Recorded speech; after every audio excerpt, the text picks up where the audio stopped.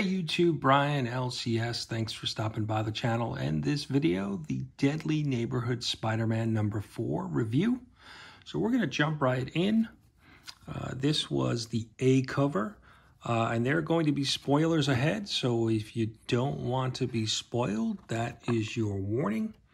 And here is the creative team, writers Taboo and B. Earl, and Juan Ferreira on art. So let's jump in. We last left, well, there's this little kind of prelude or information here about, you know, some of the mystical things that we've been dealing with and some of the, you know, legends and stories that have been being told, which is kind of this story is kind of based on. So, and where we last left Spider-Man, he was out visiting Joshua Tree with some of his friends, his lab partner, and two of his other friends. And we last left him in a battle with, as you can see here, a demon bear. And so Spider-Man, larger than life, and is taking on Demon Bear. And so we see, you know, he's got some powers of crows that have been kind of, I wouldn't say possessing, but have been, you know, kind of guiding him through this journey. And so he takes on Demon Bear and defeats him for the moment. And then he shrinks back down to size, and he is with his you know, science partner, lab partner that he's been dealing with, you know, throughout this story. And then they go to rescue their friends that are still in the car. You know, and then he continues to, Spider-Man continues to explain, you know, his story to his lab partner about the, you know, the carvings that he's seen and that were on the rock that he had found in issue 1. And then we see that his friends now have been turned into some type of, you know, demons and are now, you know, chasing them. And so they have something else to deal with as they're trying to kind of figure out this riddle, you know, of this legend. And so they're running away from the demons, and you know, he's basically using some of the powers of the mystical rock that he has, and they are, you know, basically teleported to another world. So you can see, nice little splash page there. And they're basically back to the, you know, LA of, you know, this different, you know, dimension. And now they encounter some demon Avengers. So you can see, you know, Hulk, Captain, you got Thor, you got a bunch of different, and actually more than just the Avengers. You've got Punisher there as well. And so now he's dealing with these, you know, demon versions of these heroes, and he's, you know, taking them on and defeating them.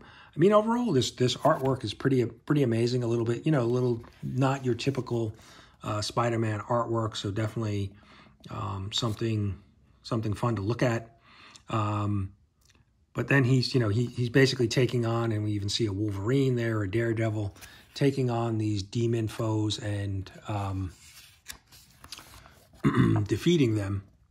And, you know, he swings away with his lab partner that he's been working with throughout this story. And so he finally realizes, look, he's got to get this rock, who you know, in a previous issue was basically you know, implanted in his chest. And we see him kind of reach into himself to pull it out. And he's, you know, kind of seeing him from birth to death. And he, you know, realizes that he needs to kind of break this riddle, you know, of this stone, because if not, it's going to consume him. And he finally does. He finally gets the, you know, the stone out, and then we see this spider creature And there's basically, the story says that if Peter Parker didn't remove the stone, it would have consumed him, and this is what he would have become. This kind of evil-looking spider creature. And that's where we leave off. That's the kind of end of this story. Kind of a quick read, more panels with a lot of different action happening. Overall, for me, it's been an enjoyable from the artwork and kind of seeing Spider-Man in a different, setting and him dealing with some things that he normally doesn't deal with. He's normally just, punching bad guys, right, and dealing with relationship stuff. And so this is a little bit of a change of pace story. It's a little kind of, I'm trying to find a word. It's just a little bit out there, I guess. It's not so easy to follow, right? We're following this kind of legend, that this mystical legend. And so to have Spider-Man in the middle of it seems a little odd, but like I said, the artwork has been enjoyable, seeing him in a different kind of take on Spider-Man. So overall, I think we only have one more issue. We'll wrap this story up in issue 5. This has been okay. Like I said, it's really just comes down to this, this mystical legend that he's trying to solve. So we'll see where the story goes in issue 5. Hopefully wraps up nicely. But, overall story okay. Artwork better for me. I don't know. I don't know what more I can say about it, but it has been semi-enjoyable. So I'll go thinking, about my 5 webhead review system. We'll go 3. 3 more for the artwork, less about the story. Yeah, so that's where we'll leave it. We'll leave it with 3 webhead review. But let me know what you guys think if you're reading the story.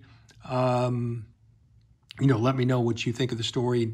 Am I missing something in the story that maybe I'm just not reading into properly? But yeah, let me know. Let me know down in the comments. I'm not sure if too many people are reading this.